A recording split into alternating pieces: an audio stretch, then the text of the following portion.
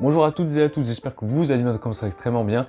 Aujourd'hui on se retrouve pour cet épisode 5 de la pause du midi, un concept de vidéo traitant de sujets d'actualité et ça sort chaque samedi à 12 h. Oui, je sais, pendant 2 semaines il n'y a pas eu de la pause du midi, mais j'ai des excuses, d'accord? Genre, j'ai dû... Il fallait que je... Bon, m'emmerdez pas, je me rattraperai avec de grosses vidéos, promis. Aujourd'hui on va parler un petit peu foot et c'est pour ça que j'ai sorti mon maillot du PSG et bien évidemment, je supporte l'OM. Non, je rigole, faut pas déconner. De base, je voulais seulement parler un petit peu du recrutement du PSG, mais quand je vois un petit peu le mercato cette année, je peux pas parler que du PSG. Alors les deux meilleurs joueurs du monde qui changent de club, le fair play financier remis en question, c'est ça notre sujet d'actualité de la semaine. Mais avant ça, comme d'habitude, générique.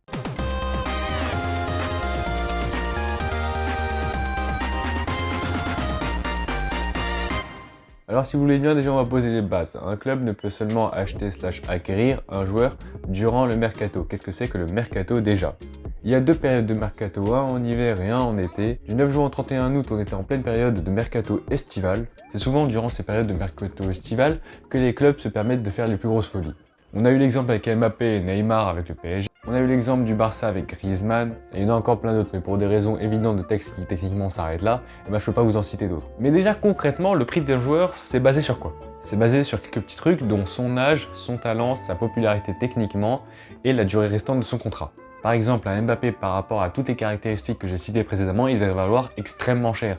Le problème, c'est qu'il lui reste plus qu'une seule année dans son contrat. Et quand il reste moins d'années dans le contrat, le prix baisse, pas énormément, mais déjà pas mal. Par exemple, si on reprend le cas de Mbappé, début 2020, il valait aux alentours de 260 millions d'euros. Alors que maintenant, il vaut vers les 118 millions d'euros. Mais attention, j'ai dit qu'il valait, j'ai pas dit qu'il allait se faire acheter pour cette somme-là. Par exemple, le Real Madrid, il y a quelques jours, a fait une offre entre les 160 et les 200 millions d'euros pour lui. Le problème, c'est que comme on l'a tous vécu, le coronavirus a chamboulé beaucoup de choses, dont le sport. Et concrètement, il y a eu l'arrêt total de football pendant un moment. Tous les clubs ont énormément perdu d'argent, et je vais prendre l'exemple du FC Barcelone, qui a actuellement 1 milliard d'euros de dette. Bon, c'est pas que à cause du Covid-19, mais c'est en grande partie ça. D'ailleurs, allez bien vous faire foutre le Barça, j'en ai rien à foutre, vous avez connu une remontada, maintenant c'est à vous de souffrir, d'accord?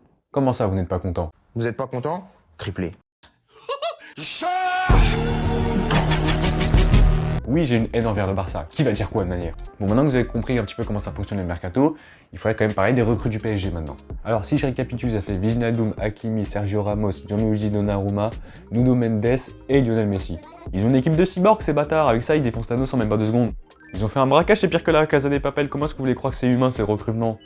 Même El Professeur se demande comment c'est possible. Oui, j'ai un accent espagnol extrêmement claqué. De base, à Paris, avec 60 millions d'euros, tu t'achètes un appartement avec 2 mètres carrés, quoi. Hein. Pour récapituler, ils ont quand même recruté le meilleur joueur du monde. Et le premier qui me sort Cristiano Ronaldo, j'en ai rien à foutre, ça part en combat, je vais au front. Mais si ça faisait 20 ans qu'il était au Barça, il a suffi d'une seule photo avec les joueurs du PSG, c'est bon, maintenant il est un joueur du Paris Saint-Germain. Et après, vous pensez que vos compagnons sont fidèles. Vous avez du cran, hein. Mais bon, il y a quand même certaines personnes qui se demandent si quand même le PSG n'enfreint pas les règles du fair play financier. Alors déjà, je vais vous lire techniquement ce que c'est que la règle du fair play financier. Le fair play financier, entre parenthèses FPF, est une règle adoptée par l'UEFA en mai 2010 ayant pour but d'empêcher les dépenses excessives des clubs de football professionnels en contrôlant qu'ils ne dépensent pas plus d'argent qu'ils n'en gagnent. Maintenant, la vraie problématique, c'est de savoir si le PSG respecte vraiment cette règle. Le fait est que la question est dure à répondre car techniquement on n'a pas vraiment les chiffres et les statistiques. Mais quand on a interrogé Nasser Al-Khelaifi, alias le président du Paris Saint-Germain, il a répondu que le fair play financier, nous avons suivi tous les règlements depuis le premier jour, on a vu ça avec nos conseillers financiers et juridiques avant de faire quoi que ce soit et voir si on pouvait le signer. En parlant de Lionel Messi bien évidemment. Bon, on est quand même en droit de savoir s'il dit vrai ou pas. Et passons de l'aspect financier, si vous voulez bien, j'aurais quand même parlé de cette attaque du Paris Saint-Germain qui sera composée de Lionel Messi, Kylian Mbappé, Neymar et Di Maria. T'as oublié Icardi, frère? Ah non, je connais pas, désolé. Bon, ils ont au moins enfin une équipe qui est vraiment capable de gagner la Ligue des Champions. J'ai suivi quand même un petit peu plus le mercato, et notamment du côté de Mbappé, car il voulait aller au Real Madrid, et finalement c'est un transfert avorté. Le Real Madrid a quand même proposé entre 150 et 200 millions, ces bâtards. Choisir entre aider l'Afrique et prendre Mbappé. Moi je prends Mbappé direct, j'en ai rien à foutre, moi je suis supporter parisien, ok?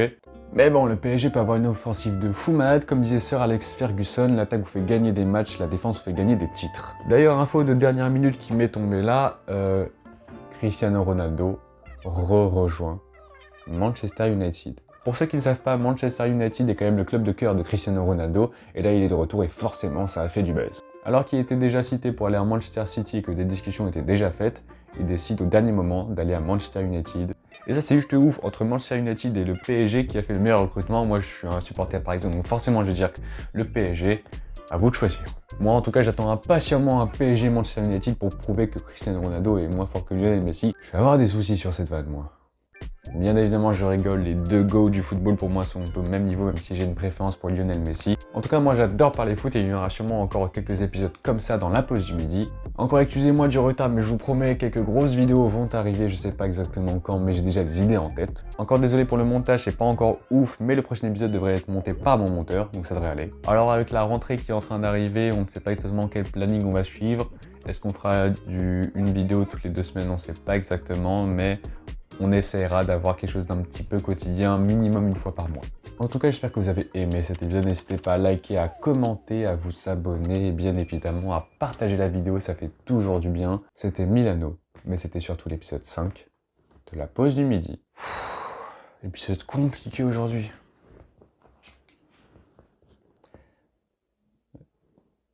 Le problème... Allô? Ouais, c'est moi. Je sais que t'es en plein tournage et que du coup, je peux pas décrocher au téléphone. Mais en fait, j'ai quelque chose à te dire.